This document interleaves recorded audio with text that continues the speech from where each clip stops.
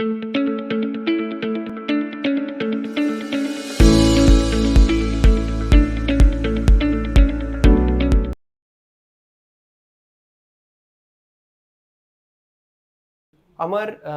YouTube ভিডিওতে একজন subscriber আমাকে একটা রিকোয়েস্ট করেছেন লিভার ক্যান্সার নিয়ে কিছু কথা বলার।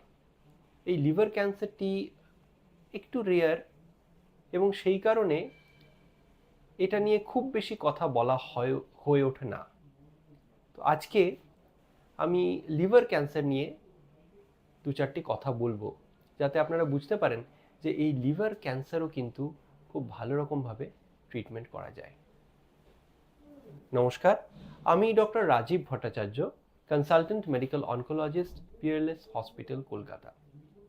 ধরা যাক কেউ একটা কোনো কারণে একটা আল্ট্রাসাউন্ড করেছেন পেটের এবং তার মধ্যে লিভারের মধ্যে কিছু স্পটস দেখতে পাওয়া যাচ্ছে, অথবা কোনো পেশেন্ট আমার কাছে এসেছেন একটা জন্ডিস নিয়ে, অথবা লিভার ফাংশন টেস্ট করা হয়েছে কোনো কারণে, সেখানে দেখা যাচ্ছে যে বিলিরুবিনটা বেশি, অথবা যে লিভারের যে এনজাইমসগুলো থাকে এসজিপিটি, এসজিওটি, সেগুলি বেশি।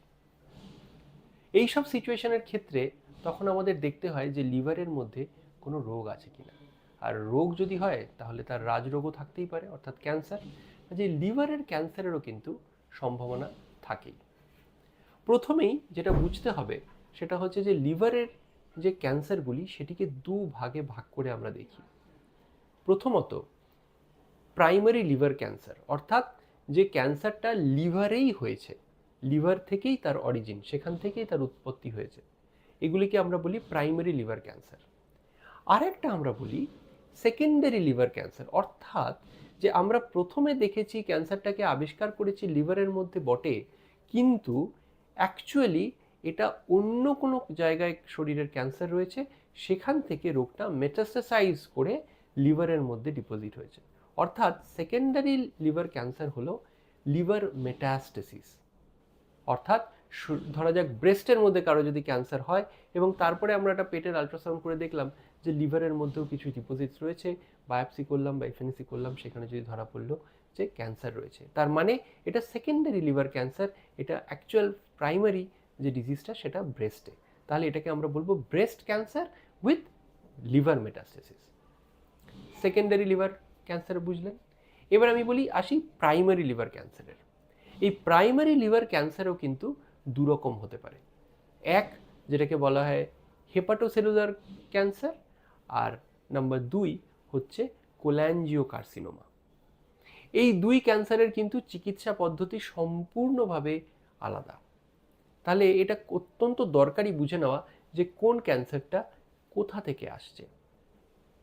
এই হেপাটোসেলুলার ক্যান্সার হচ্ছে এই যে লিভারের মধ্যে যে কোষগুলি রয়েছে, যাকে আমরা হেপাটোসাইটস বলে থাকি, সেই লিভারের কোষগুলির যখন ক্যান্সার হয় তখন সেটাকে বলা হয় হেপাটোসেলুলার ক্যান্সার। হেপাটোসেলুলার ক্যান্সার সাধারণভাবে আমরা দেখে থাকি সেই সমস্ত পেশেন্টদের যাদের লিভারটা ড্যামেজড, সিরোটিক লিভার বা ক্রনিক লিভার ডিজিজের পেশেন্টদের লিভারে আমরা কিন্তু এই হেপাটোসেলুলার ক্যান্সার বা সংক্ষেপে এইচসিসিকে দেখতে পাই।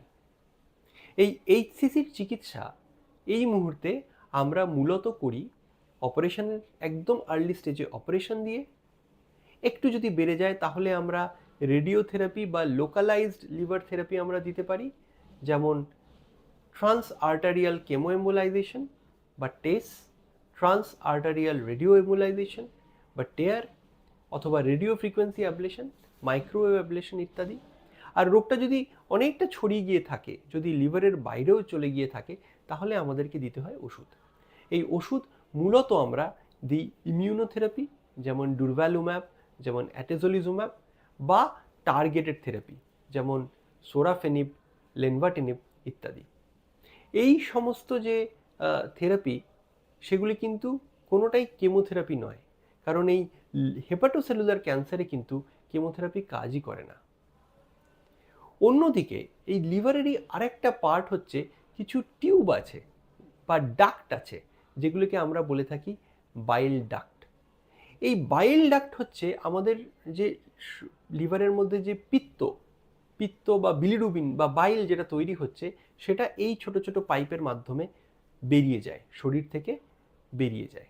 মনে রাখতে হবে যে পিত্ত বা বাইল এগুলি কিন্তু টক্সিক, এগুলি কিন্তু বেসিক্যালি বিষ, এবং সেগুলি যদি বাইরে না যেতে পারে তাহলে সেক্ষেত্রে সেগুলি রক্তের মধ্যে মিশে জন্ডিস তৈরি করবে এবং শরীরটাকে ধ্বংস করে দেবে।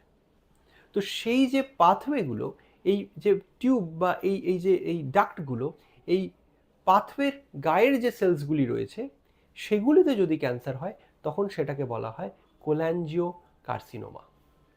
এই কোল্যাঞ্জিও কার্সিনোমা কিন্তু চিকিৎসা সম্পূর্ণ ভিন্নভাবে করা হয়। কোল্যাঞ্জিও কার্সিনোমাতে কিন্তু কেমোথেরাপির একটা অত্যন্ত ইম্পর্টেন্ট রোল আছে। আমরা কেমোথেরাপি অথবা ইমিউনোথেরাপি ইউজ করি যদি রোগটা অনেকটা বেড়ে গিয়ে থাকে, অথবা যদি খুব আর্লি স্টেজে থাকে, খুব রেয়ার সিচুয়েশনে আর্লি স্টেজে যদি থাকে, তাহলে অপারেশন করেও এর চিকিৎসা করা যায়। সবসময় মনে রাখতে হবে যে কোল্যাঞ্জিও কার্সিনোমার মধ্যেও কিন্তু ইমিউনোথেরাপির একটা অত্যন্ত গুরুত্বপূর্ণ রোল আছে। ডুরভ্যালুম্যাব ইমিউনোথেরাপি দিয়ে কোল্যাঞ্জিও কার্সিনোমার খুব ভালো চিকিৎসা করা যায়। কাজেই বুঝতে পারছেন যে এই হেপাটোসেলুলার কার্সিনোমা বা কোল্যাঞ্জিও কার্সিনোমা, এটাকে কিন্তু প্রথমেই ডিটেক্ট করে নেওয়া উচিত যে লিভার ক্যান্সারটা এই দুটির মধ্যে কোনটি, কারণ চিকিৎসা সম্পূর্ণভাবে আলাদা। অনেক সময় আমাদের কাছে পেশেন্টরা জন্ডিস নিয়ে আসেন, তখন সবার প্রথমে চিকিৎসা স্টার্ট করার আগে আমরা যেটা করি সেটা হচ্ছে এই জন্ডিসটাকে কমানোর চেষ্টা করি। এবং এটাও আপনাকে বুঝতে হবে যে যখন কোনো এই বাইল ক্যানালিকুলাইয়ের মধ্যে অবস্ট্রাকশনের জন্য যখন জন্ডিস হচ্ছে, একটা মেকানিক্যাল অবস্ট্রাকশন হচ্ছে, তখন কোনো ওষুধেই কিন্তু বিলিরুবিনটা কমবে না।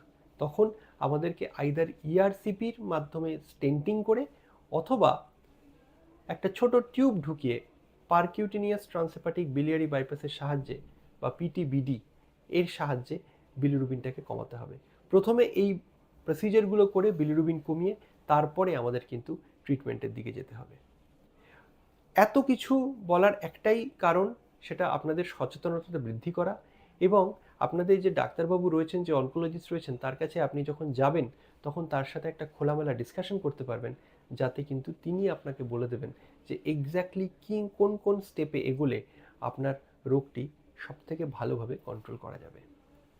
কাজে লিভার ক্যান্সার নিয়ে আর খামোখা ভয় পাবেন না।